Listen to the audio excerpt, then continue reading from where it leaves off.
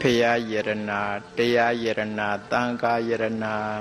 ယရနာတော်မြတ်၃ပါးနှင့်ဆရာသခင်ကျေးဇူးရှင်ဖြစ်တော်မူသောဧကမဟာပန္တိတမိုးကုတ်ဆရာတော်ဖရာကြီးဤဉာဏ်တော်အာရီမှန်၍ချီခိုပူဇော်ဖူးမြော်မှန်လျောကြောရသောပူဇဝန္တပနာမစေရနာတရားပညာဝီရိယတို့ကြောင့်မိမိတို့အလိုရှိအပ်တောင်းတအပ်သောမအိုးမသေးအမြဲနေသောနိဗ္ဗာန်သို့၎င်းဒုက္ခခတ်သိမ်းကင်းငြိမ်းရာဖြစ်သောနိဗ္ဗာန်သို့၎င်း1500ကိလေသာတို့ဤချုပ်ရာငြိမ်းရာသိမ်းရာဖြစ်သောနိဗ္ဗာန်သို့၎င်းမိမိတို့အထုတ်ဆဲဖြစ်သောဝိပဿနာဉာဏ်သည်လျင်မြန်စွာမဲ့ဉာဏ်သို့ကျေစုပြု၍နိဗ္ဗာန်သို့မျက်မှောက်ပြုလွယ်နိုင်သည်ဖြစ်ကြစေ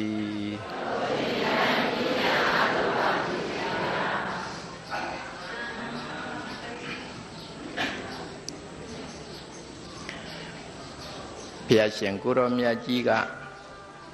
သနာထာဘိက္ခဝေဝိဟရထမအနာထာလို့ဟောတော်မူပါတယ်အတိပ္ပယ်ကတော့အာကိုစရာဝိပဿနာတရားလက်ကင်ထား၍သွားကြလာကြနေထိုင်ကြအာကိုရတရားမဲ့မနေလိုက်ကြပါနဲ့လို့ဆိုလိုပါတယ်ဘုရားရှင်ကိုရောမြတ်ကြီးရဲ့အဲ့ဒီမိန့်မှာတော်မူချက်အရာဖြင့်ကျေးဇူးတော်ရှင်ဧကမဟာပန္တိတမိုးကုတ်ဆရာတော်ဘုရားကြီးကလည်းအမြဲထာဝရတက္ကဒကမတို့ကိုတဖွာဖွာနဲ့တတိပေးနေတယ်မဟုတ်လားအေးအဲ့ဒီတတိပေးချက်အတိုင်းပဲဘုန်းကြီးကလည်းကိုစီကိုငါမပေါ့လိုက်ကြပါနဲ့လို့ထပ်မံနှိုးဆော်ပါတယ်ဘုန်းကြီးတို့အခုလိုစုစုယုံယုံနဲ့အခုလိုတရားဓမ္မယုံကြည်တဲ့မဲ့ရောက်ပြီးတော့လာကြတာဟာ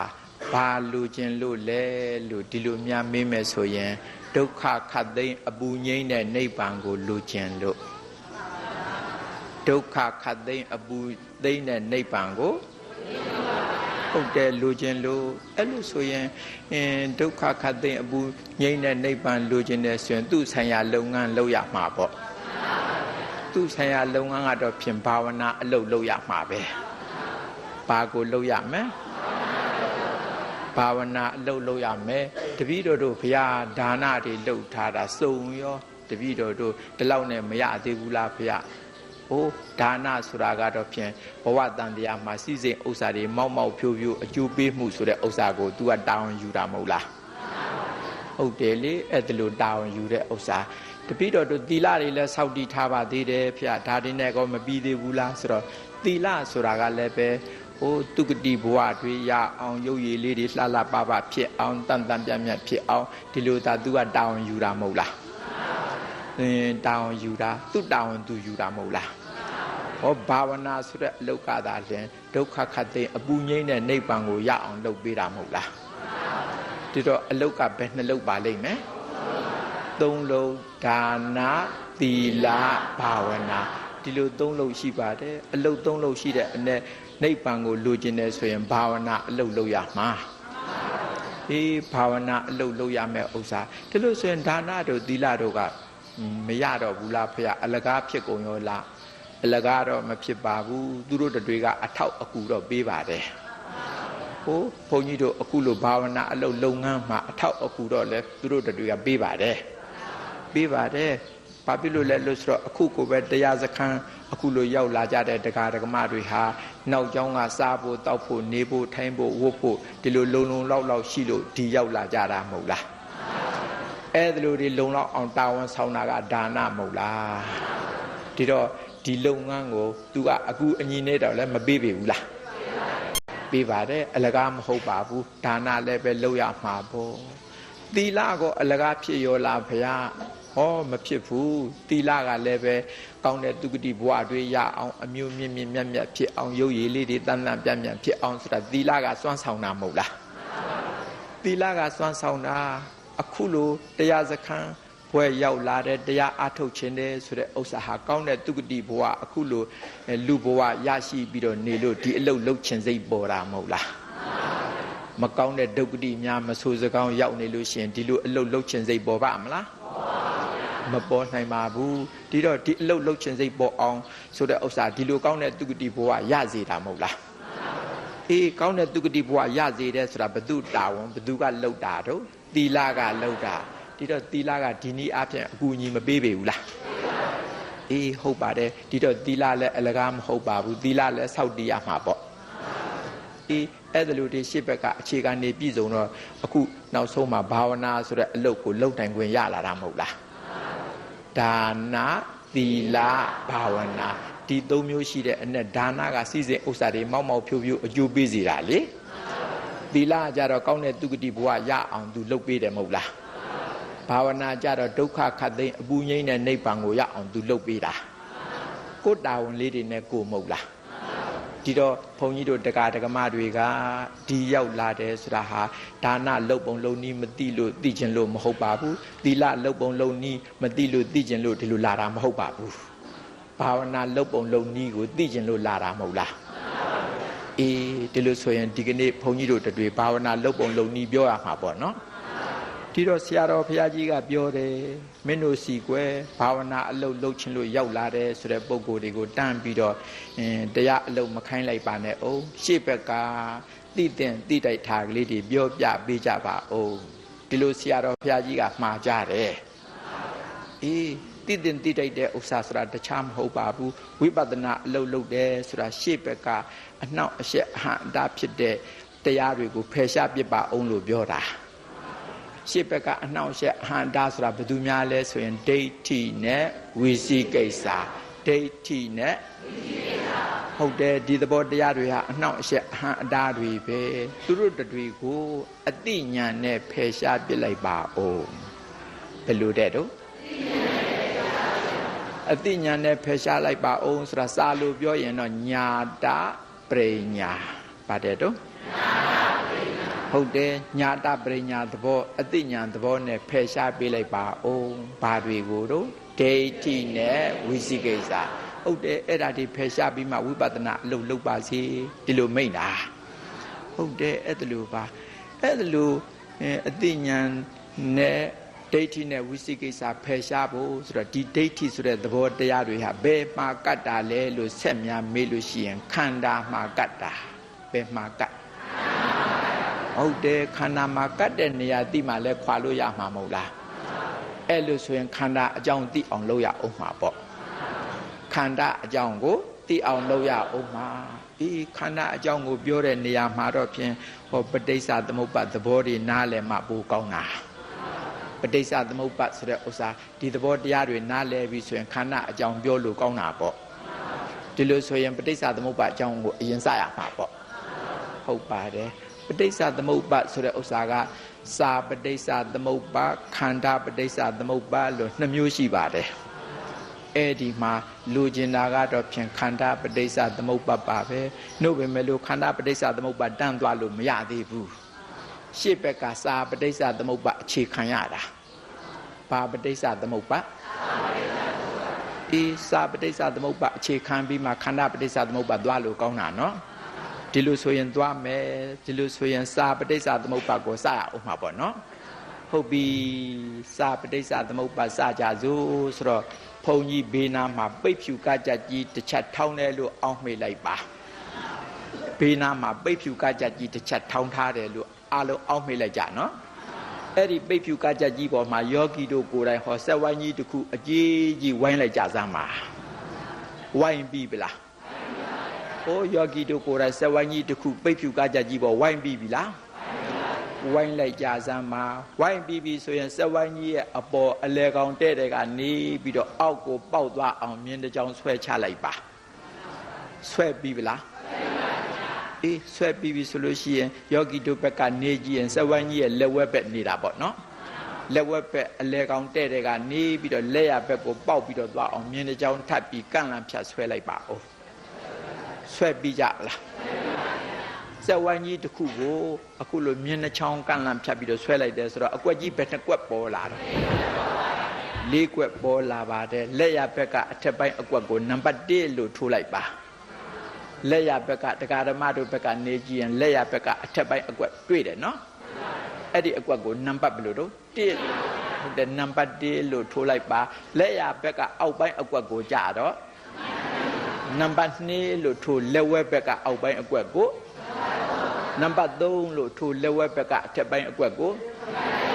နံပါတ်4လို့ဆိုတော့ဒီကွက်2ကွက်3ကွက်4ကွက်အကွက်ပဲ2ကွက်ပေါ်လာအကွက်ကြီး4ကွက်ပေါ်လာပြီးအဲ့ဒီအကွက်ကြီး4ကွက်ထဲမှာဆိုင်ရာပဋိစ္စသမုပ္ပါအင်္ဂါတွေထည့်မယ်။ဟိုလက်ရဘက်ကအထက်ပိုင်းအကွက်ဆိုတဲ့ဥစ္စာထဲမှာနံပါတ်1အကွက်ထဲမှာပဋိစ္စသမုပ္ပါအင်္ဂါနှလုံးထည့်မယ်နော်။နှလုံးကဘသူနဲ့ဘသူလဲဆိုရင်အဝိဇ္ဇာနဲ့သင်္ခါရဘသူနဲ့ဘသူဟုတ်တယ်အဝိဇ္ဇာနဲ့သင်္ခါရတခြားစာလုံးသေးသေးလေးတွေကိုအာယုံနဲ့ဖြောက်ထားလိုက်စမ်းပါတိအကွက်ထဲမှာနှလုံးပဲပါတယ်လို့အောက်မေ့လိုက်နော်ဘသူနဲ့ဘသူတို့အဝိဇ္ဇာနဲ့သင်္ခါရနံပါတ်2ဆိုတဲ့အကွက်ထဲကျတော့ပဋိစ္စသမုပ္ပါအင်္ဂါ5လုံးထည့်ပါမယ်5လုံးကဝိညာဏယုတ်တလယရဏဖတ်တာဝေဒနာဟုတ်တယ်ဝိညာဏယုတ်တလယရဏဖတ်တာဝေဒနာစာလုံးကြီးတွေကိုမှတ်ပါနော်တခြားစာလုံးသေးသေးလေးတွေရှိပေမဲ့လို့သူတို့ကိုအာယုံထဲဖြောက်ထားလိုက်စမ်းပါဟုတ်ပြီဒါပြင်2အကွက်ထဲမှာ5လုံးပါတာပေါ့နော်5လုံးကဘသူတွေပါလိမ့်ဝိညာဏယုတ်တလယရဏဖတ်တာဝေဒနာဟုတ်ပြီနံပါတ်3အကွက်သွားပါမယ်လက်ဝဲဘက်ကအောက်ပိုင်းအကွက်နံပါတ်3အကွက်ထဲမှာသွားမယ်ဆိုရင်ပဋိစ္စသမုပ္ပါအင်္ဂါ3လုံးထည့်ပါမယ်နော်3လုံးကတဏှာဥပါဒံကာမတခြားစာလုံးသေးသေးလေးတွေခဏအာယုံထဲဖြောက်ထားစမ်းပါရှုပ်ကုန်မှာဆိုလို့နံပါတ်3အကွက်ထဲပဲနှလုံးပါတော့3လုံးကဘသူတွေပါလိမ့်မယ်တဏှာဥပါဒံကာမဟုတ်ပြီနံပါတ်4အကွက်သွားကြစို့နံပါတ်4အကွက်လက်ရဘက်ကအထက်ပိုင်းအကွက်နံပါတ်4အကွက်ပေါ့ဒီထဲမှာပဋိစ္စသမုပ္ပါအင်္ဂါနှလုံးထည့်မယ်နော်နှလုံးကဇာတိနဲ့ဇရာမရဏပါတယ်တော့ဟုတ်တယ်ဇာတိနဲ့ဇရာမရဏတခြားစလုံးသေးသေးလေးတွေအာယုံနဲ့ဖြောက်လိုက်ပါနော်အဲ့လိုဆိုရင်1အကွက်ထဲကနှလုံး2အကွက်ထဲက5လုံးနှလုံး5လုံးဆိုတော့9လုံးအဲ့ဒီ9လုံးတဲ့3ကွက်က3လုံးရောထည့်တော့10လုံးအဲ့ဒီ10လုံးနဲ့4ကွက်က2လုံးမှာထပ်ပေါင်းတော့12လုံးပဋိစ္စသမုပ္ပါအင်္ဂါ12ပါးပေါ့ဟုတ်ပါတယ်1အကွက်ထဲက2လုံး2အကွက်ထဲက5လုံး2လုံး5လုံးဆိုတော့9လုံးဒီ9လုံးတဲ့3ကွက်က3လုံးရောထည့်တော့10လုံးအဲ့ဒီ10လုံးနဲ့4ကွက်က2လုံးမှာထပ်ပေါင်းတော့ဒါပဲရှိတယ်လို့အာယုန်တဲကိုထားပါနော်ဟိုတစ်ပစလုံးသေးသေးလေးတွေဖြောက်ထားလိုက်စမ်းပါအေးသူတို့ရဲ့သဘောသွားအကျဉ်းစာပြောထားပါဆိုလို့ရှိရင်တစ်အကွက်ထဲကအဥဆုံးဖြစ်တဲ့အဝိဇ္ဇာဆိုတာမသိတတ်တဲ့သဘောအဝိဇ္ဇာဆိုတာမသိတတ်တဲ့သဘောပါဘာတွေမသိတာလဲလို့များမေးမယ်ဆိုရင်တော့သစ္စာ၄ပါးဆိုင်ရာမသိတာဘာတွေမသိဟောသစ္စာ၄ပါးဆိုင်ရာမသိတာပါဒုက္ခသစ္စာသမုဒယသစ္စာនិရောဓသစ္စာမေဃသစ္စာဆိုတဲ့သစ္စာ၄ပါးနဲ့ပတ်သက်ပြီးတော့မသိဘူးဆိုရင်တော့ဘာခေါ်တော့အဝိဇ္ဇာလို့ခေါ်ပါတယ်တခြားသားရေးသမီးရေးစီးပွားရေးရရေးရွာရေးနိုင်ငံအရေးဟိုအရေးဒီအရေးအဲ့ဒီအရေးတွေမသိတာအဝိဇ္ဇာမဆိုပါဘူးသစ္စာ၄ပါးနဲ့ပတ်သက်ပြီးတော့မသိဘူးဆိုရင်တော့ဘာခေါ်အဝိဇ္ဇာလို့ခေါ်ပါတယ်ဟုတ်ကဲ့နော်ဟုတ်ပြီအဝိဇ္ဇာလို့ခေါ်ပါတယ်ရှေ့သွားကြစို့သင်္ခါရပါတယ်တော့သင်္ခါရဆိုတာပြုလုပ်တတ်တဲ့သဘောသင်္ခါရဆိုတာပြုလုပ်တတ်တဲ့သဘောသူ့သဘောကကိုယ်နဲ့ခြေနဲ့လက်နဲ့လှုပ်ရှားပြုလုပ်တဲ့သင်္ခါရကိုကာယသင်္ခါရပါတယ်တော့ကာယသင်္ခါရလို့ခေါ်တယ်ပါဇက်နဲ့တွတ်ပြောဆိုပြုလုပ်တဲ့သင်္ခါရကြတော့ဝစီသင်္ခါရအခုကိုပဲဘုန်းကြီးကပါဇက်တင်နဲ့ပြောတယ်ယောဂီတို့ကလည်းပါဇက်နဲ့ပဲပြန်ဖြေတယ်မဟုတ်လားပါဇက်နဲ့အလုပ်လုပ်တဲ့သင်္ခါရဆိုတော့ဘာသင်္ခါရဝစီသင်္ခါရဘုန်းကြီးရှိမှယူသည်သမှုကြုံကလေးတွေထိုင်နေကြတယ်လေးလေးစားစားထိုင်ကြတယ်ဆိုတော့ကိုယ်အမူအရာနဲ့မဟုတ်လားဘာသင်္ခါရကာယသင်္ခါရဟုတ်တယ်ကာယသင်္ခါရဝစီသင်္ခါရ စိတ်နဲ့လည်းကြံတွေးရသေးတာပဲဘုန်းကြီးကလည်းတလုံးပြီးတလုံးဘာပြောရပါယောဂီတို့ဘက်ကနေကြည့်ပြန်တော့လေဘုန်းကြီးဘာတွေများဟောမှာပါလိမ့်ဘာတွေများဟောမှာပါလိမ့်နဲ့စိတ်နဲ့အလုတ်လုတ်တာရှိသေးတာပေါ့အဲ့ဒါကြတော့စိတ်တသင်္ခါရပါတယ်တော့အဲ့လိုဆိုတော့သင်္ခါရက၃မျိုးပေါ့ကာယသင်္ခါရဝစီသင်္ခါရစိတ်တသင်္ခါရသင်္ခါရဘယ်နှမျိုးဟုတ်တယ်သူတို့ရဲ့သဘောသွားအဲ့ဒါလိုအကျဉ်းစားမှတ်ထားပါဦးဒီလိုဆိုရင်အဝိဇ္ဇာရဲ့အတိတ်ပဲလဲသိပြီသင်္ခါရရဲ့အတိတ်ပဲလဲသိပြီရှေ့သွားကြမယ်နံပါတ်2ကွက်ထဲသွားလိုက်တော့ဝိညာဉ်ပါတယ်တော့ဝိညာဉ်တလုံးနဲ့မှတ်ပါအောင်ဝိညာဉ်ဟုတ်ပြီဝိညာဉ်ဆိုတာပဋိသန္ဓေစိတ်ဝိညာဉ်ဆိုတာပဋိသန္ဓေစိတ်ကလေးပါလူမှာဒီလိုမှတ်လိုက်ဆမ်းမှာစိတ်ဟာ၃မျိုးရှိတယ်စခြင်းဘဝတစ်ခုမှာအဦးဆုံးစပြီးတော့ဖြစ်တဲ့စိတ်ကပဋိသန္ဓေစိတ်အဲ့ဒီနောက်ပဲစက္ကန့်နေမိနစ်တွေကနေပြီးတော့တဘဝလုံးဖြစ်နေတဲ့စိတ်ကပဝတ္တိစိတ်ဟိုနောက်ဆုံးသေးတဲ့စိတ်ကြတော့သုတိစိတ်က၃မျိုးရှိတာပေါ့ပဋိသန္ဓေစိတ်ပဝတ္တိစိတ်သုတိစိတ်လို့တဘဝလုံးမှာခွဲလိုက်လို့ရှိရင်၃မျိုးရှိတယ်နော်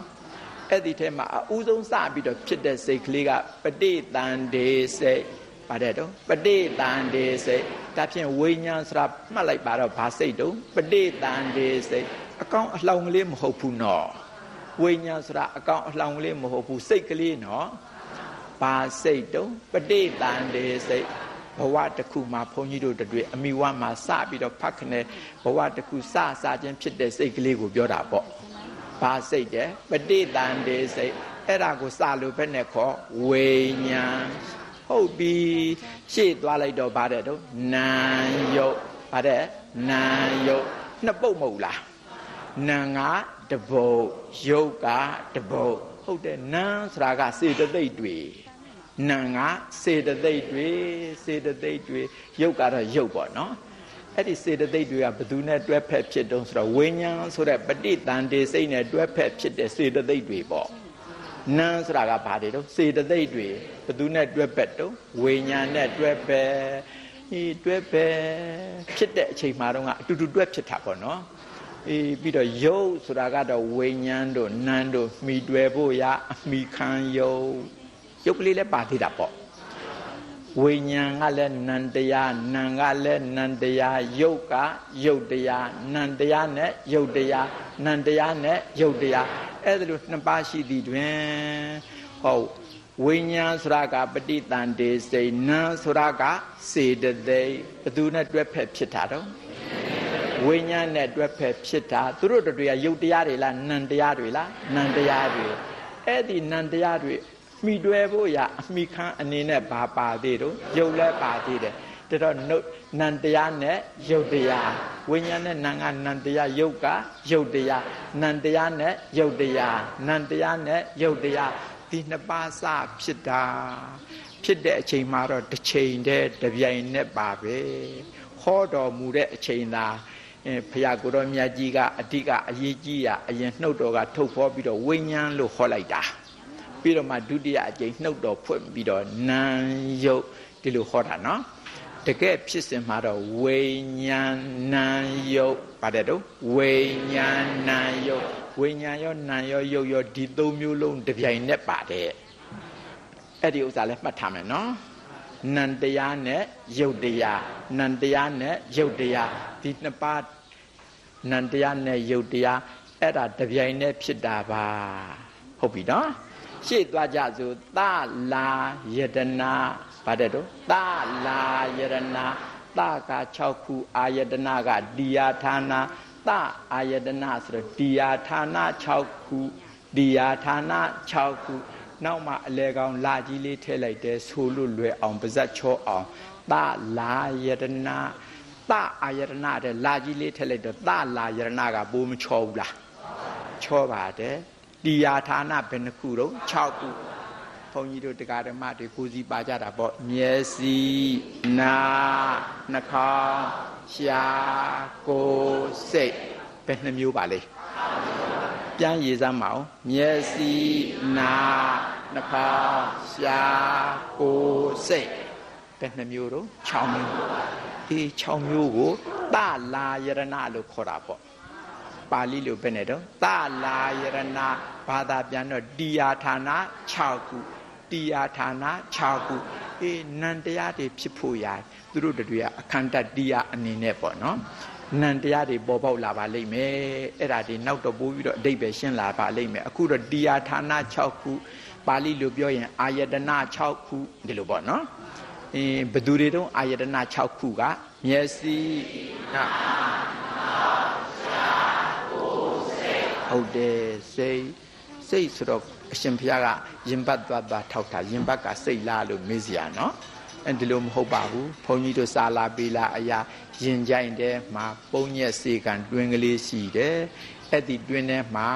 သွေးကလေးတွေအောင်းခိုးနေတယ်ဒီသွေးလေးတွေကိုထုတ်ကြည့်မယ်ဆိုရင်တလက်ဆွန်းလောက်ရှိတယ်လို့ဆိုပါတယ်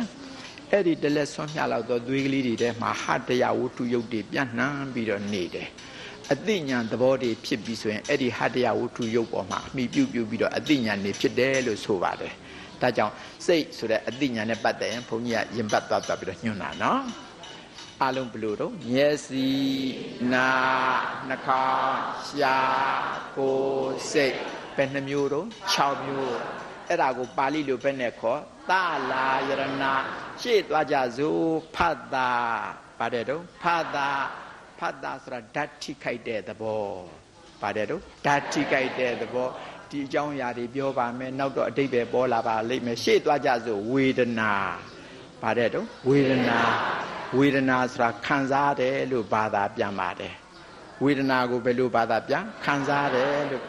ခံစားတယ်ဆိုတာဘယ်လိုဟာတော့ဆိုတော့စပွဲခင်းပြီးတော့ဇွန်းနေခင်းနေနဲ့ဝိုင်းဖွဲ့စားကြတာတောက်ကြတာမဟုတ်ပါဘူးခံစားတယ်ဆိုတာဉာဏ်နဲ့သိရတာပါအဲ့ဒါကိုမြင်သာအောင်ပြောကြမယ်ဆိုရင်ခုဘုန်းကြီးတို့တွေကထိုင်းလာတာနိုင်ဝက်လောက်တောင်ရှိသွားပြီမဟုတ်လားဟိုဘက်လည်းမပြောင်းနဲ့ဒီဘက်လည်းမရွှေ့နဲ့ငြိမ်သာနေမဲ့ဆိုရင်နိုင်ဝက်အတွင်းအခုလိုနေလိုက်တယ်ဆိုရင်ကျွတ်နဲ့စုပ်တွေတက်လာမှာပေါ့ဘာဖြစ်လို့စုပ်တက်တာတော့ညောင်းလို့ပေါ့ညောင်းလို့ကြိုက်လို့ခဲလို့အောင့်လို့အင်းလို့မသက်တာလို့မဟုတ်လားဒီတော့ကျွတ်လှုပ်လာမှာပေါ့အဲ့ဒီသဘောတွေဟာပါတယ်တော့ဝေဒနာသက်တာတဲ့ဝေဒနာလားမသက်တာတဲ့ဝေဒနာလားမသက်တာတဲ့ဝေဒနာမလို့ဒုက္ခဝေဒနာပါတယ်တော့ဒုက္ခဝေဒနာကလေတခါတလေကြတော့လည်းမညောင်းပါဘူးမကြိုက်ပါဘူးမခဲပါဘူးနေနိုင်တာပဲအဲ့ဒါလဲဝေဒနာပါပဲသူကြတော့သက်သားပြီးတော့နေတဲ့ဝေဒနာသက်သားပြီးတော့နေတဲ့ဝေဒနာဒါကြတော့ပါဠိလိုဒုက္ခဝေဒနာပါတယ်တော့ဒုက္ခမသက်တာကိုဒုက္ခဝေဒနာသက်တာကိုဒုက္ခဝေဒနာဒီလိုဆိုရင်ကိုယ်မှာအဲ့ဒါတွေရှိတာပေါ့နော်တခါတလေကြမသက်တာဘူးလည်းမဟုတ်သက်တာလည်းမဟုတ်ဘူးဂျာအလေအလတ်လည်းရှိပါသေးတယ်အဲ့ဒါကြတော့ဥပိ္ပခဝေဒနာဘယ်လိုတဲ့အဲ့လိုဆိုတော့ဝေဒနာက3မျိုးပေါ့မသက်တာဘူးညောင်းတယ်ကြိတ်တယ်ခဲတယ်အောင့်တယ်အင်းတယ်ဆိုရင်ဘာဝေဒနာမညောင်းပါဘူးနေထိုင်ကောင်းပါတယ်ဆိုရင်ဒုက္ခဝေဒနာမကောင်းဘူးလည်းမဟုတ်ကောင်းတယ်လည်းမဟုတ်ဂျာအလေအလတ်ဆိုရင်ဥပိ္ပခဝေဒနာဒီတော့ဝေဒနာဟာအမြဲရှိတာပေါ့ရှိပါတယ်အဲ့ဒီသဘောတွေကိုဝေဒနာလို့ခေါ်တာဟုတ်ကဲ့နော်ဒီသဘောပါဝေဒနာကဘယ်နှမျိုးပါလဲမသက်တာတဲ့ဥစ္စာကိုဒုက္ခဝေသက်တာတဲ့သဘောကိုဒုက္ခ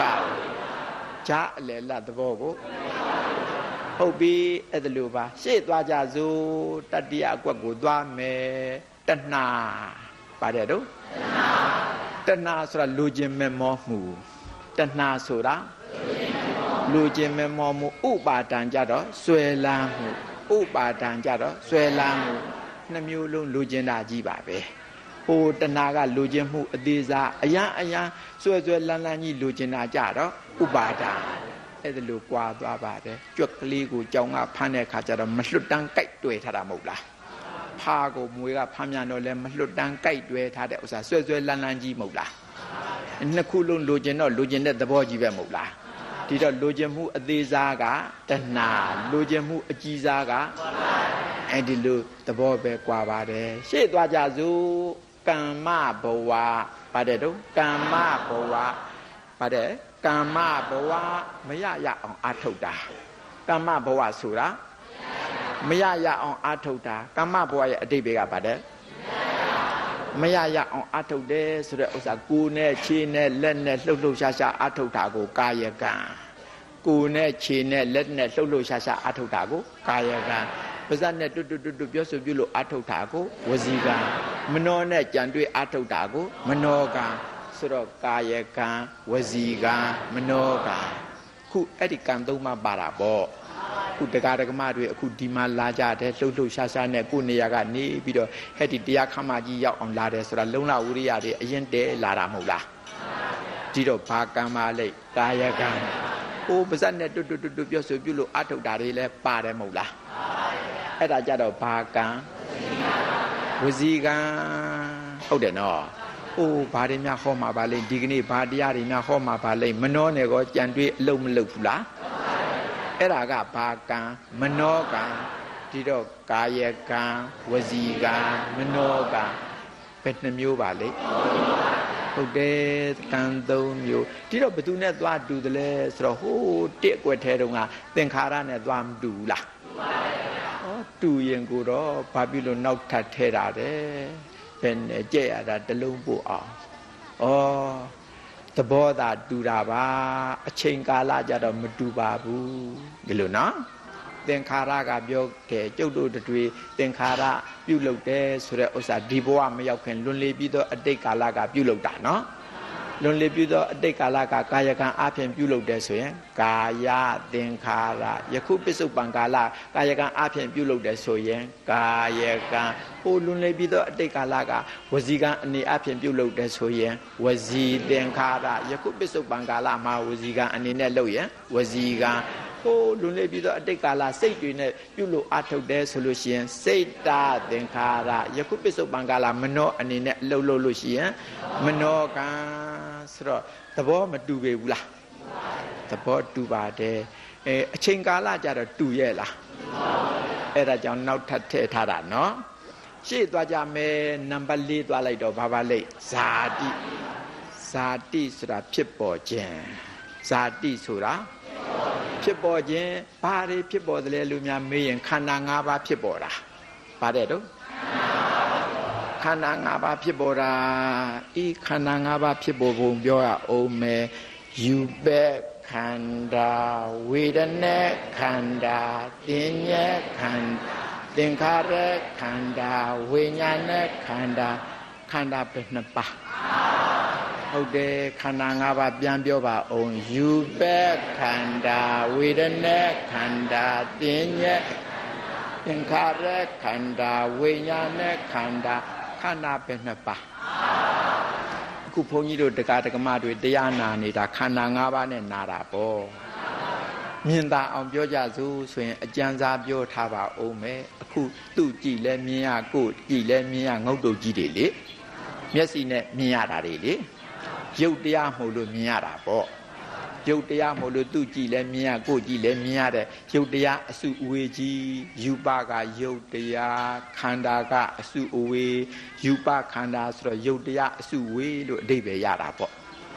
ဆိုတော့နှစ်ခုပေါင်းတော့ယူပနဲ့ခန္ဓာနဲ့ပေါင်းရင်ယူပခန္ဓာကကြီးလေးတစ်လုံးဆင့်လိုက်တော့ယူပဲခန္ဓာပါတယ်တော့ယူပဲခန္ဓာအဓိပ္ပာယ်ကတော့ရုပ်သဘောတရားအစုအဝေးလို့အဓိပ္ပာယ်ရတာပေါ့နော်ဟုတ်ပြီရုပ်သဘောတရားအစုဝေးကခန္ဓာဖွဲ့ပါခန္ဓာယူပဲခန္ဓာအခုထိုင်းလာတာတော်တော်ကြာသွားပြီညောင်းတယ်ညာတယ်ကြိုက်တယ်ခဲတယ်ဆိုတာဝေဒနာတွေလို့ပြောခဲ့ပါကောအဲ့ဒီဝေဒနာတွေခန္ဓာဖွဲ့ရင်ပါခန္ဓာဝေဒနာခန္ဓာဟုတ်တယ်နော်ညောင်းတဲ့ဥစ္စာတွေလည်းဝေဒနာခန္ဓာမညောင်းဘူးဆိုတဲ့ဥစ္စာလည်းပဲဝေဒနာခန္ဓာဟိုကြအလေအလတ်သဘောလည်းပဲဝေဒနာခန္ဓာဝေဒနာက၃မျိုးမဟုတ်လား၃မျိုးရှေ့သွားလိုက်တဲ့အခါကျတော့ပါလေတင်ញဲခန္ဓာဟုတ်တယ်တင်ညာဆိုတဲ့သဘောတရားတွေတင်ညာဆိုတဲ့သဘောတရားတွေကမှတ်သားတတ်တယ်မဟုတ်လားဒါကအပြာခေါ်တယ်ဒါကအဝါခေါ်တယ်ဒါကအစိမ်းခေါ်တယ်မှတ်ထားဆိုလို့ရှိရင်မှတ်တတ်တဲ့သဘောတွေလေအဲ့ဒါလိုမှတ်တတ်တဲ့သဘောတွေဆိုတာတင်ညာမဟုတ်လားအဲ့ဒီတင်ညာသဘောတရားတွေကိုစု ပေါင်းပြီးတော့ဉာဏ်နဲ့စုပေါင်းပြီးတော့ခန္ဓာဖွဲ့တော့ဘာခန္ဓာပညာခန္ဓာဟုတ်တယ်ဟောစေတသိက်တွေက52မျိုးတောင်ရှိတာအဲ့ဒီထဲကဝေဒနာစေတသိက်ခွဲထုတ်ဝေဒနာခန္ဓာပညာစေတသိက်ခွဲထုတ်ပညာခန္ဓာနှစ်ခုပြောပြီးပြီမဟုတ်လားဘယ်လောက်ကြံသေးတော့50ကြံသေးတယ်ဘယ်လောက်ကြံသေး50ကြံသေးတယ်52ပါးတဲ့က2ပါးခွဲထုတ်ပြီးပြီဆိုတော့ဘယ်လောက်ကြံသေး50ကြံသေးအဲ့ဒီ50တဲ့ကောင်းတာဒီလဲပါရဲ့မကောင်းတာဒီလဲပါရဲ့စုစုပေါင်းပေါင်းဒီ50အစုအဝေးအဲ့ဒီထဲမှာစေရနာလေးကခေါင်းဆောင်တာပေါ့စေရနာလေးကလှုပ်လှုပ်ရှားရှားနဲ့လှုပ်တတ်ကြိုင်တတ်လို့သူ့ကိုသင်္ခါရလို့နာမည်ပေးထားတယ်စေရနာလေးရဲ့နာမည်ကဘယ်သူတော့သင်္ခါရသင်္ခါရလို့နာမည်ပေးထားတော့သင်္ခါရလေးခေါင်းဆောင်တဲ့50နော်သင်္ခါရလေးခေါင်းဆောင်တဲ့50အစုအဝေးကြတော့ဘာခန္ဓာသင်္ခါရခန္ဓာဗါတဲ့သင်္ခါရခန္ဓာဒါစေတသိက်တွေကြီးပဲပေါ့နော်ဝေဒနာခန္ဓာပညာခန္ဓာသင်္ခါရခန္ဓာစေတသိက်တွေကြီးပဲနော်ဟိုဘက်ကြားတဲ့ခါကျတော့တိတတ်တဲ့စိတ်ကလေးတွေသူ့ကြတော့ဝိညာဉ်နဲ့ခန္ဓာဗါတဲ့တော့ဝိညာဉ်နဲ့ခန္ဓာရပြီနော်ဒီတော့ဝေဒနာခန္ဓာပညာခန္ဓာသင်္ခါရခန္ဓာဝိညာဉ်နဲ့ခန္ဓာအဲ့ဒီလေးမျိုးကမျက်လုံးနဲ့မြင်ရရဲ့လားမမြင်ရပါဘူးအဥဆုံးဖြစ်တဲ့ရုပ်သာမြင်ရတာမဟုတ်လားကျန်တဲ့ဝေဒနာခန္ဓာပညာခန္ဓာသင်္ခါရခန္ဓာဝိညာဉ်နဲ့ခန္ဓာအဲ့ဒီခန္ဓာ၄ပါးကနာမ်ခန္ဓာတွေပဲဘာခန္ဓာတွေနံတရားတွေမှုလို့မမြင်ရတာပါမမြင်ရပေမဲ့လို့ဉာဏ်နဲ့တော့သိလို့ရပါတယ်ဝေဒနာခန္ဓာပညာခန္ဓာသင်္ခါရခန္ဓာဝိညာဉ်ခန္ဓာနာမ်ခန္ဓာဘယ်နှပါ၄ပါးအဥဆုံးဥစ္စာကယုတ်ခန္ဓာကျန်တာတွေကနာမ်ခန္ဓာအဥဆုံးကယုတ်ခန္ဓာကျန်တာတွေကနာမ်ခန္ဓာယုတ်ခန္ဓာနဲ့နာမ်ခန္ဓာယုတ်ခန္ဓာနဲ့နာမ်ခန္ဓာအတူကောက်ဆိုရင်ယုံနဲ့နာနာနဲ့ယုတ်ဒီနှစ်မျိုးပဲမဟုတ်လားဖြတ်လိုက်မယ်ဆိုရင်ခန္ဓာပဲနှစ်ပါး5ပါးချုပ်လိုက်မယ်ဆိုရင်တော့2ပါးအဲ့ဒီသဘောတရားတွေဖြစ်တာယုတ်တရားနဲ့နံတရားအကျယ်ချက်ရင်ခန္ဓာ5ပါးအဲ့ဒါတွေဖြစ်ပေါ်ပြီးတော့လာတာပါခေါ်ဇာတိဟုတ်တယ်ဇာတိရှေ့သွားလိုက်တော့ဇရာကြတော့ဥရာဇရာကြတော့ဥရာဘသူဥတို့ခန္ဓာ5ပါးဥမရဏကြတော့သေတာဘသူသေခန္ဓာ5ပါးကြီးသေဒီလိုဖြစ်တာနော်ဟုတ်တယ်ဒါကသူတို့ရဲ့သဘောသွားအကျဉ်းစားပြောထားခြင်းပဲအာလုံးပဋိစ္စသမုပ္ပါအင်္ဂါဘယ်နှပါ12ပါးဒီပဋိစ္စသမုပ္ပါအင်္ဂါ12ပါးထဲမှာဘုန်းကြီးတို့တွေဘဝတန်တရားတဲ့ဟိုလေအောင်ပတ်အောင်လုပ်တဲ့တရားတွေလိုက်ရှာတော့ဒီထဲမှာအရေးကြီးတဲ့ခေါင်းဆောင်2ပါးတွေ့တာပေါ့နံပါတ်1အကွက်ထဲကအဥဆုံးဖြစ်တဲ့အဝိဇ္ဇာနဲ့နံပါတ်3အကွက်ထဲကအဥဆုံးဖြစ်တဲ့တဏှာအဝိဇ္ဇာနဲ့တဏှာဟုတ်တယ်အဲ့ဒီနှစ်ခုကမူလနှစ်ဖြာမူလဆိုတာအကြောင်းရင်းပေါ့မူလဆိုတာအကြောင်းရင်းဘဝတန်တရားတဲ့လေအောင်လှည့်ပတ်ပြီးတဲ့နေရာမှာအကြောင်းရင်းခေါင်းဆောင်သူတို့2ဦးပေါ့အကြောင်းရင်းကိုပါဠိလိုမူလမဟုတ်လား2ဦးရှိတာမဟုတ်တော့နှစ်ဖြာဆိုတော့အဝိဇ္ဇာနဲ့ဘယ်သူတို့တဏှာသူတို့တွေကပါတယ်တော့မူလနှစ်ဖြာဘယ်လိုတဲ့မူလနှစ်ဖြာဟုတ်တယ်ပဋိစ္စသမုပ္ပါအင်္ဂါ12ရက်ထဲမှာမူလပဲ2ပါးရှိ2ပါးရှိဘသူနဲ့ဘသူဝိဇ္ဇာနဲ့တဏှာဟုတ်တယ်သစ္စာအပြင်လိုက်ရှာကြစို့ပဋိစ္စသမုပ္ပါအင်္ဂါ12ရက်ကိုစဉ်တန်းထားပြီးတော့သစ္စာအပြင်ခွဲခြားကြည့်တော့အဝိဇ္ဇာဆိုတာမသိတတ်တဲ့သဘောလို့ပြောခဲ့တယ်အဝိဇ္ဇာဆိုတာမသိတတ်တဲ့သဘောသင်္ခါရကပြုလုပ်တဲ့သဘောအဝိဇ္ဇာကမသိတတ်တဲ့သဘောသင်္ခါရကပြုလုပ်တဲ့သဘောမသိပြီးတော့ပြုလုပ်တာမသိပြီးတော့ပြုလုပ်တာမသိဘဲနဲ့ပြုလုပ်တာမသိဘဲနဲ့ပြုလုပ်တာရန်တန်လုပ်တာပေါ့ရန်တန်လုပ်တဲ့ဆိုရင်ကဲအမှန်နဲ့အမှားဘယ်သူကများမလဲအမှားကများတော့မှာပေါ့အဝိဇ္ဇာကမသိဘူးတဲ့မျက်နှာအဝတ်နဲ့စီးထားသလိုမမြင်မကန်းဖြစ်အောင်လုပ်ထားတယ်နော်သင်္ခါရကယံတန်လုပ်တယ်ဆိုတော့အမှန်နဲ့အမှားဘယ်သူကများမလို့အမှားကများတော့မှာပေါ့ဒီလိုဆိုရင်သူတို့2ဦးဟာအမှားဂျိုးတွေရစေတဲ့အကြောင်းတရားပေါ့ အဝိဇ္ဇာနဲ့သင်္ခါရနောက်သူတို့ကြောင့်ဖြစ်မဲ့ဥစ္စာတွေကအကျိုးတရားတွေကကောင်းကျိုးတွေလားမကောင်းကျိုးတွေလားဒါဖြင့်မကောင်းကျိုးတွေကိုဖြစ်စေတဲ့မကောင်းကြောင်းပေါ့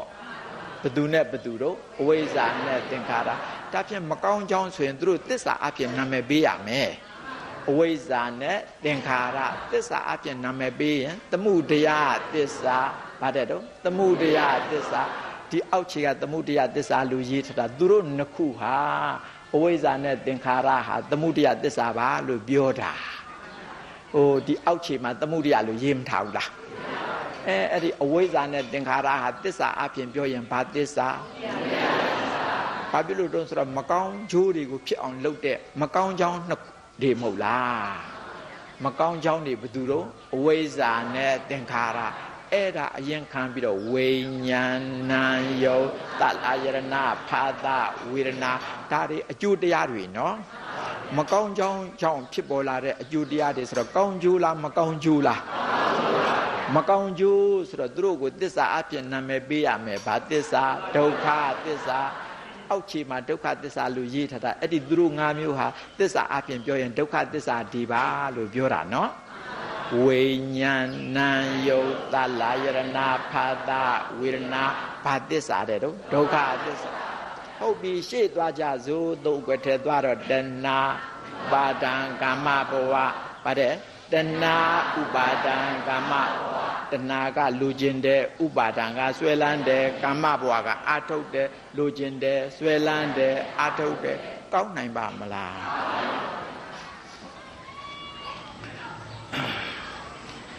တဏှာကလူကျင်တဲ့ဥပါဒံကဆွဲလန်းတဲ့ကာမဘဝကအာထုတ်တဲ့လူကျင်တဲ့ဆွဲလန်းတဲ့အာထုတ်တဲ့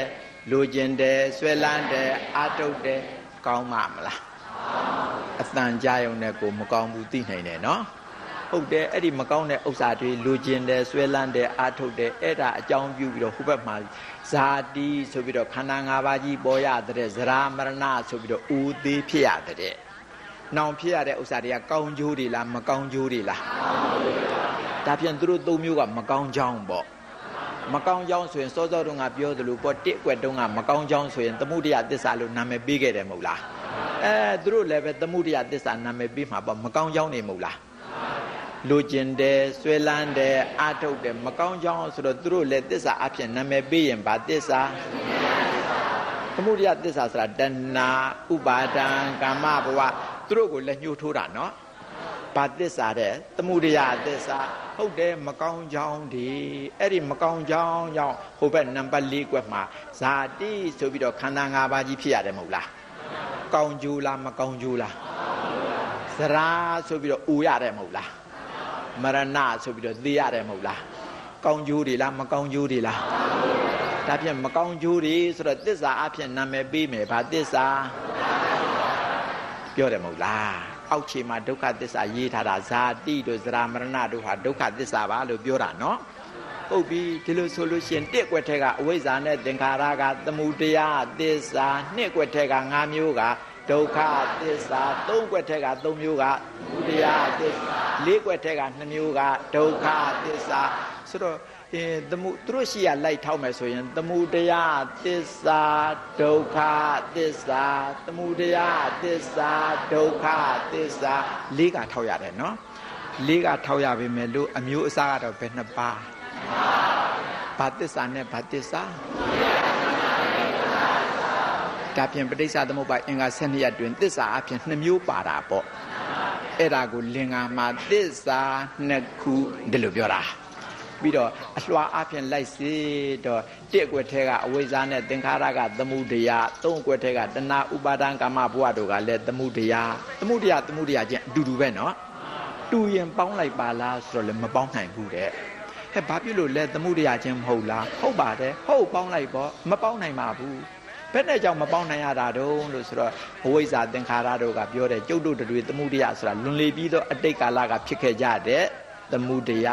သူတို့နံပါတ်3ကွက်ထဲကတဏှာဥပါဒံကာမဘဝတို့ကယခုဖြစ်စေပစ္စုပန်ကာလမှာဖြစ်ကြတဲ့သမုဒယဆိုတော့အချိန်ကာလချင်းတူကြသေးလားမတူလို့မပေါင်းနိုင်ပါဘူးတဲ့ကဲဒီပြင်များပေါင်းနိုင်တဲ့သူရှိသေးသလားလိုက်ရှာတော့2ကွက်ကလည်းအကျိုးတရား4ကွက်ကလည်းအကျိုးတရားပေါင်းနိုင်သလား ဒါဖြင့်သူတို့ပေါင်းနိုင်တာတက်အကွက်ထဲမှာအဝိဇ္ဇာနဲ့သင်္ခါရအဝိဇ္ဇာနဲ့သင်္ခါရဒါပဲရှိတယ်ဆိုတော့ကဲတအုပ်စုနေကြပေါ့စီယုခတ်တရွာလုံးတအုပ်စုဖွဲ့ပြီးတော့နေကြပေါ့အတိတ်လည်းဖြစ်တယ်အကြောင်းလည်းဖြစ်တယ်အတိတ်လည်းဖြစ်တယ်အကြောင်းလည်းဖြစ်တယ်ဒါကြောင့်သူတို့ကိုဟောနာမည်ပေးမယ်ဆိုရင်အတိတ်အကြောင်းတလွှာပါတယ်တော့အတိတ်အကြောင်းတလွှာဘသူနဲ့ဘသူတော့အဝိဇ္ဇာနဲ့သင်္ခါရဟောသုံးအကွက်ထဲကြတော့ပစ္စုပန်လည်းဖြစ်တယ်အကြောင်းလည်းဖြစ်တယ်မဟုတ်လားတဏှာဥပါဒံကာမဘဝတို့ကဘာအလွှာပစ္စုပန်အကြောင်းတလွှာတဏှာဥပါဒံကာမဘဝတို့ကဘာအလွှာပစ္စုပန်အကြောင်းတလွှာဟုတ်တယ်ဟောနံပါတ်2အကွက်ထဲက5မျိုးနံပါတ်4အကွက်ထဲက2မျိုးသူတို့တွေကဒုက္ခသစ္စာတွေမဟုတ်လားပေါင်းလိုက်ပါလားဆိုတော့မပေါင်းနိုင်ဘူးဘာဖြစ်လို့တော့ဆိုတော့2အကွက်ထဲက5မျိုးကပစ္စုပန်ကာလမှာဖြစ်တာ4ကွက်ထဲက2မျိုးကအနာဂတ်ကာလမှာဖြစ်တာမပေါင်းနိုင်ဘူးပြောတယ်နော်ဒီလိုဆိုရင်ကဲသူတို့ပဲတအုပ်စုနေကြဝိညာဏယုတ်တလာယရဏဖတ်တဝေဒနာစီယုခတ်တရွာလုံးတအုပ်စုဖွဲ့နေပေါ့နော်ပစ္စုပန်လည်းဖြစ်တယ်အကျိုးလည်းဖြစ်တယ်မို့လို့သူတို့5မျိုးကိုပါတယ်တော့ပစ္စုပန်အကျိုးတလွှာဘယ်လိုတဲ့တော့ပစ္စုပန်အကျိုးတလွှာဟောဇာတိနဲ့ဇရာမရဏကတော့အနာဂတ်ဖြစ်တာမို့လို့ပဲနဲ့တော့အနာဂတ်အကျိုးတလွှာပါတယ်တော့အနာဂတ်အကျိုးတလွှာဘသူနဲ့ဘသူတော့ဇာတိနဲ့ဇရာမရဏဒီတော့ပဋိစ္စသမုပ္ပါအင်္ဂါ12ရပ်တွင်အလွှာအပြင်ခွဲခြားလိုက်တော့တစ်အကွက်ထဲကအဝိဇ္ဇာနဲ့သင်္ခါရကအတိတ်အကြောင်းတလွှာ2အကွက်ထဲက5မျိုးကပစ္စုပန်အကျိုးတလွှာ3အကွက်ထဲက3မျိုးကပစ္စုပန်အကြောင်းတလွှာ4အကွက်ထဲက2မျိုးကအနာဂတ်အကျိုးတလွှာဘယ်နှလွှာပါ4လွှာပါဟုတ်တယ်အဲ့ဒါလင်္ကာတိကုံးတော့4ခုအလွှာဘယ်လိုတဲ့တော့4ခုအလွှာ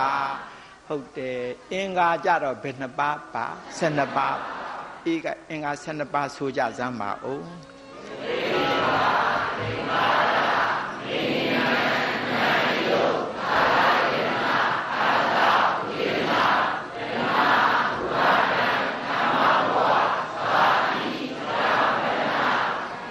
အေးမဲသူတို့အကြိုက်ပဲဟိုလိမ့်မလဲသူတို့ကမပေါင်းနိုင်ပါဘူးလို့ဆိုတယ်မဟုတ်လားတောက်လျှောက်ကြည်ရည်လို့ပဲသဘာဝကြလိမ့်မလဲကိုယ်အုပ်စုလေးနဲ့ကိုနေခြင်းတယ်လို့ပြောတယ်မဟုတ်လားအဝိဇ္ဇာသင်္ခါရနည်းနည်းလေးရပ်လိုက်ဝိညာဏယုတ်တလာယရဏဖာသဝေဒနာနည်းနည်းရပ်တဏှာဥပါဒံကာမဘဝနည်းနည်းရပ်ဇာတိစရာမရဏအဲ့လိုမှတဘာဝကြမှာမဟုတ်လားပြန်ဆိုစမ်းပါဦးအဝိဇ္ဇာနာယုတ်တလာယရဏဖာသဝေဒနာနည်းနည်းရတဏှာဥပါဒံကာမဘဝနည်းနည်းရဇာတိစရာမရဏဓမ္မတဘာဝကြမှာပေါ့ဟုတ်ဘူးလား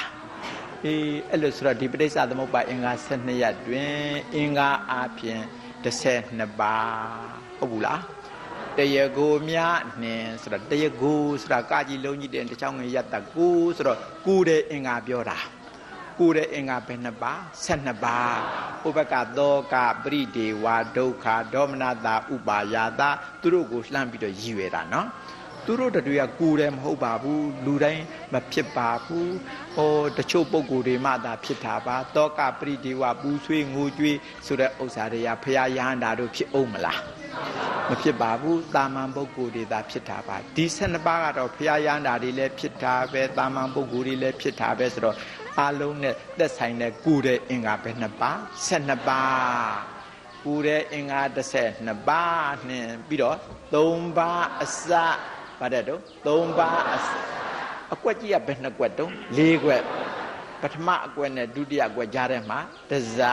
ဒုတိယကွက်နဲ့တတိယကွက်ကြားထဲမှာတဇာတတိယကွက်နဲ့သရုပ်ထကွက်ကြားထဲမှာတဇာဟုတ်တယ်မဟုတ်လားအဲ့ဒါလို့ပေါ့ဟောအပုံကြီး၄ပုံပုံထားမယ်စဘာပုံကြီး၄ပုံပုံထားမယ်ဆိုပါတော့နော်စဘာပုံကြီး၄ပုံစင်ပုံထားတယ်ဆိုပထမအပုံနဲ့ဒုတိယပုံကြားထဲမှာတဇာဒုတိယပုံနဲ့တတိယပုံကြားထဲမှာတဇာတတိယပုံနဲ့သရုပ်ထပုံကြားထဲမှာတဇာအပုံကြီးက၄ပုံဆိုတော့အစက်ကဘယ်နှစက်တော့ဒီလေအကွက်ကြီးက၄ကွက်ဆိုတော့အစက်ကဘယ်နှစက်ဟုတ်တယ်စာအနေနဲ့ပြောမယ်ဆိုရင်ပထမအကွက်ရဲ့အဆုံးကသင်္ခါရဒုတိယအကွက်ရဲ့အစကဝိညာဉ်ဆိုတော့ သင်္ခါရနဲ့ဝိညာဉ်တစဘယ်လိုသင်္ခါရနဲ့ဝိညာဉ်တစပြီးတော့ဒုတိယကွက်ရဲ့အဆုံးကဝေဒနာတတိယကွက်ရဲ့စတဏတစပါတယ်တော့ဝေဒနာနဲ့တဏတစပြီးတော့ကာမဘဝနဲ့ဇာတိတစဘယ်လိုတဲ့ကာမဘဝနဲ့ဇာတိတစဆိုတော့အစကဘယ်နှစ3ပါးအစဟုတ်ပြီနော်ပြီးတော့နှစ်ရမူလာပါတယ်တော့နှစ်ရမူလာမူလဆိုတဲ့စကားလုံးအရင်လဲကြားဘူးပါတယ်ဘယ်တုန်းကကြားလိုက်တော့မူလနှစ်ဖြာတုန်းဘယ်လိုတဲ့မူလနှစ်ဖြာတုန်းကဒီတုန်းကမူလဆိုတာအကြောင်းရင်းလို့ပြောခဲ့တယ်နော်နှစ်ဖြာကနှစ်ခုအဲ့ဒီတုန်းကမူလနှစ်ဖြာတုန်းကဘယ်သူနဲ့ဘယ်သူတဲ့တုန်းအဝိဇ္ဇာနဲ့တဏှာဟုတ်တယ်မို့လားတစ်အကွက်ထဲကအဥဆုံးဖြစ်တဲ့အဝိဇ္ဇာနဲ့သုံးအကွက်ထဲကအဥဆုံးဖြစ်တဲ့တဏှာမူအဝိဇ္ဇာနဲ့တဏှာသူတို့တွေ့ရပါတယ်တော့မူလနှစ်ဖြာဟုတ်ပါတယ်အခုနှစ်ရမူလလည်းအတူတူပဲပေါ့နှစ်ရကနှစ်ဖြာနဲ့အတူတူပဲမူလကအတူတူပဲဆိုတော့အဲ့ဒီအဝိဇ္ဇာနဲ့တဏှာပြန်ပြောလည်းရပါတယ်တစ်ကွက်ထဲကအဝိဇ္ဇာနဲ့သုံးကွက်ထဲကတဏှာပြန်ပြောလည်းရပါတယ်နော်ဒါပေမဲ့လို့အာယုံပြောင်းသွားအောင်ပြောင်းမြန်ပြောလိုက်တော့မယ်သုံးကွက်ထဲကတဏှာနဲ့တစ်ကွက်ထဲကအဝိဇ္ဇာတဏှာနဲ့အဝိဇ္ဇာတဏှာနဲ့အဝိဇ္ဇာဘာတော့သူကနှစ်ရမူလဗါတဲ့တော့နှစ်ရမူလဟုတ်တယ်ဝတ်သုံးဝနှင်းဆိုတော့ပဋိစ္စသမုပ္ပါအင်္ဂါ12ရပ်တွင်ဝတ်ဆိုတဲ့တရားတွေဝတ်ဆိုတဲ့သဘောတွေဝတ်ဆိုတာဝရဲ့တာတလင်းကျိနှလုံးဆင်တော့ဝတ်တာလုံးတယ်လဲတယ်လှဲ့တယ်ဝိုင်းတယ်ပတ်တယ်လို့အဓိပ္ပာယ်ရတာပေါ့အေးဟဲ့ဒီထဲလိုက်ရှာအဝိဇ္ဇာစမေးကြည့်ခမလှဲ့တဲ့အထဲပါသလားပါတယ်တတ္တဝါတွေကိုလဲအောင်ပတ်အောင်လှဲ့ပေးတဲ့တဲခင်ဗျားပါသလားဆိုတော့ပါတယ်ခင်ဗျားဘယ်လိုလုပ်လှဲ့တာလဲကျုပ်ကတတ္တဝါတွေရဲ့စိတ်ဓာတ်ကိုညဉ့်ညမ်းအောင်လုပ်ပြီးတော့မှဘဝတန်တရားတဲ့လဲအောင်လှဲ့တာအဝိဇ္ဇာကလေဟာဆိုးလိုက်တဲ့လူပဲခမရတယောက်ထဲလားမဟုတ်ဘူးကျုပ်ဆွေတွေမျိုးတွေနဲ့ဘယ်မတုံးခမရဆွေတွေမျိုးတွေကဩသိကျင်တာကိုခမရတို့ကဟုတ်တယ်သိကျင်ပါတယ်အေးသိကျင်တယ်ဆိုရင်ဟဲ့ဒီကျိုးလေးတိုင်သာလိုက်သွားတန်းနဲ့တတ္တိယကွက်မှာတဏှာဝိုင်းထားတဲ့ပြီးတော့ဥပါဒံဝိုင်းပြီးတော့ဆက်သွယ်ထားတဲ့အဲ့ဒါကျုပ်ဆွေမျိုးတွေတဲ့အဝိဇ္ဇာကပြောတာ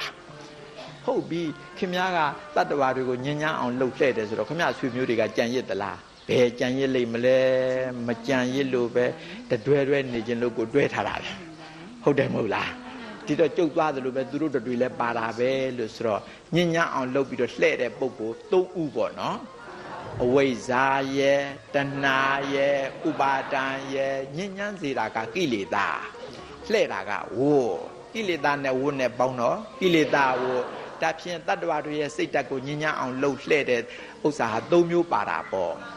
ဘယ်သူတွေပါလိမ့်မယ်အဝိဇ္ဇာတဏှာဥပါဒံဒီဝတ်၃ပါးဟာကိလေသာဝတ်ပေါ့ကိလေသာဝတ်ဘယ်နှစ်ပါးဘယ်သူတွေပါလိမ့်မယ်အဝိဇ္ဇာတဏှာဥပါဒံဟုတ်ပြီသင်္ခါရမေးကြည့်အောင်ခင်ဗျာကိုလှဲ့တဲ့အထဲပါသလားပါတာပေါ့ကျုပ်လည်းပါပါတယ်ခင်ဗျာဟိုအဝိဇ္ဇာလို့လားမဟုတ်ဘူးကျုပ်ကတစ်မျိုးပဲတဲ့ဟဲ့ဘယ်လိုလုပ်ခင်ဗျာကအိုးကျုပ်ကတရားတွေကိုညှဉ်းပန်းနှိပ်စက်သေးတာရိုးရိုးမလှဲ့ဘူးရိုက်နဲ့ညှဉ်းပန်းပြီးမှဘဝတန်တရားတဲ့လဲကြဟဲ့လှဲ့တာဆိုးလိုက်တာဗျာခမအဝိဇ္ဇာတဲ့တောင်ပူကဲလာပါလားခင်ဗျာတယောက်ထဲလား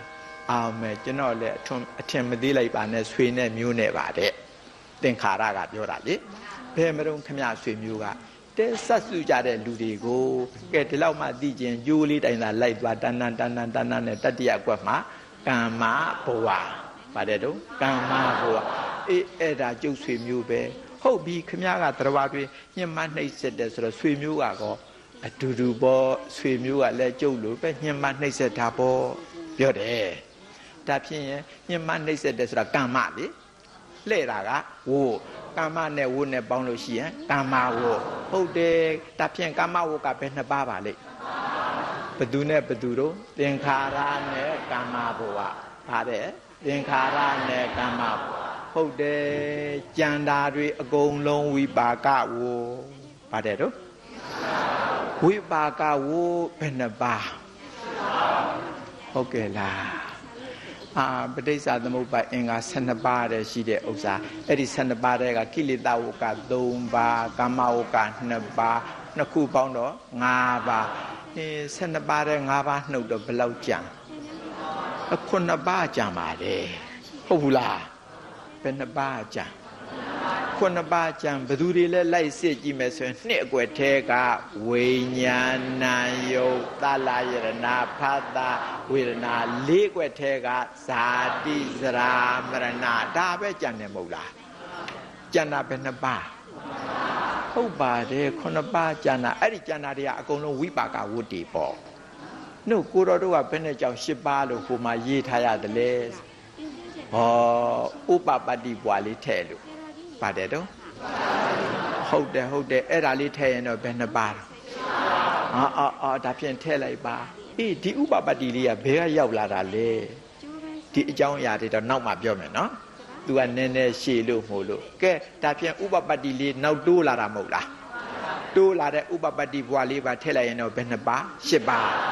အေးဝိပါကဝ10ပါးလိုက်ပြီးတော့တွက်ကြအောင်အကြီးကြီးတွေကြီးကူကိုင်းနေတာမဟုတ်လား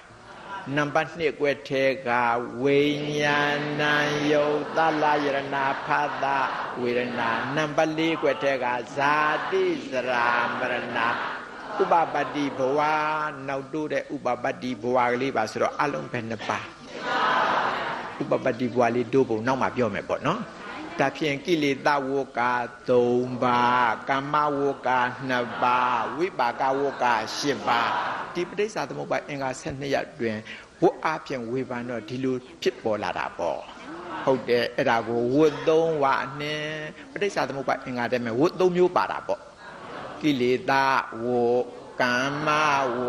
ဝိပါကဝတ်3မျိုးပါတယ်ပေါ့နော်ဥပိကာလ3ဖြာ